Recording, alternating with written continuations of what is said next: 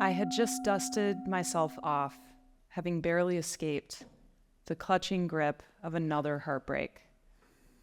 No longer walking wounded, now walking embodied, cautious, and despite my loss, I felt surrounded by my own truth and brightness.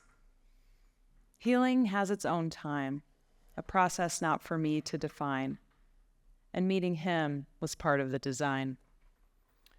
Every woman I dated just sat there and waited for me to commit, but I just didn't give a shit. Actually, that's not true. Deep down, I was feeling blue. I was just scared to show them I cared. I was pretty shut down and wearing a frown. It wasn't very fun to blame everyone until I could see that it's not them, it's me. Then I met her, so wild and free, no longer a girl, a woman was she. Maybe I was ready. Maybe I had healed. Maybe instead the path had been revealed. Speak my truth, love without reservation. That is how you discover the essential relationship information. Like, can we maintain this kind of communication? Can we really be true to ourselves and still be psyched about this situation? This shared energy, mystery, and palpable potency. I like her, but I also like my pattern of avoiding and backsliding and dividing and complicating and hating and infatuating and dating. Over my entire lifespan, I had been an emotionally unavailable man. Decades of hiding behind my wall and finding fault. Instead of owning my fear, I'd run like a deer. 1 foot out, 1 foot in, exacerbated my doubt and kept me from going all out. Because all I wanted after all of my fails was to have this man, this relationship, without compromising myself. So I decided to name the story I wanted to claim, the one of you and me and us. Nothing else could I discuss.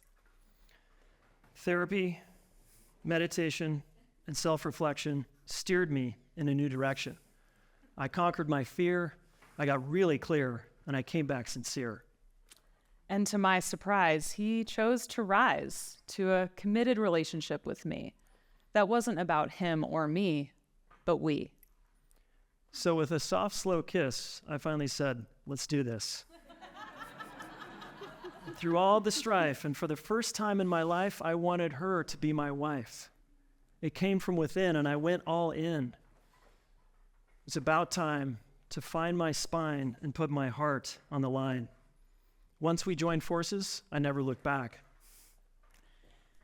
There was no map for this task, but we knew relationship could be a path to grow and evolve to our fullest selves, to see what was possible when two people commit to doing the seemingly impossible. Woo!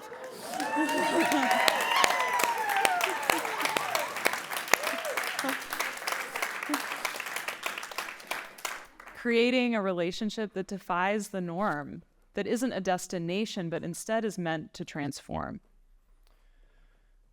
To me, marriage seemed so absurd. We had to do it on our terms. We had to avoid the conventional crash and the backlash.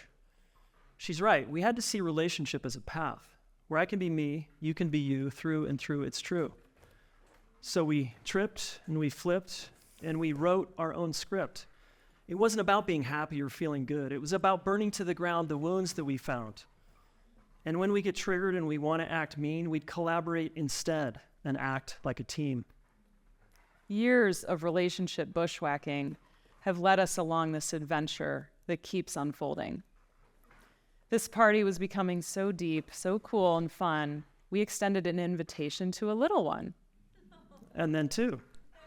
And now with 2 kids along for this ride, we share an incredible sense of purpose and pride in our connection, which is our foundation, our grand central station. And now we have 2 kids counting on us to put up our stuff and not put up a fuss and work out our stuff. And because it can still get tough to do all the things, to lend a hand, to seek to understand, to validate, to empathize, to prioritize and not polarize. Because I still get hurt. And I can still blame. It's sort of a flaw that I want to withdraw, getting some space where I don't have to look at his face. And I can still anxiously pursue. Sometimes it feels like jujitsu. Come here, go away.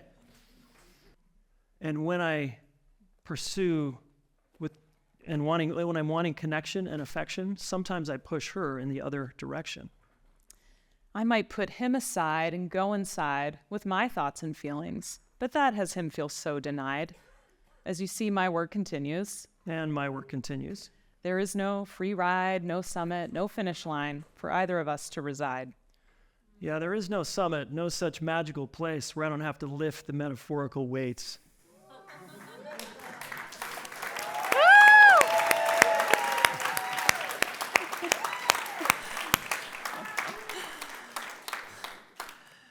Just the importance of continuing to honor and share our truth, knowing our vulnerability furthers our relationships' vitality and youth. Just the importance of becoming more self-aware and the skill and empathy to consistently repair. From broken-hearted to heavy-hearted to open-hearted, I feel like we're just getting started.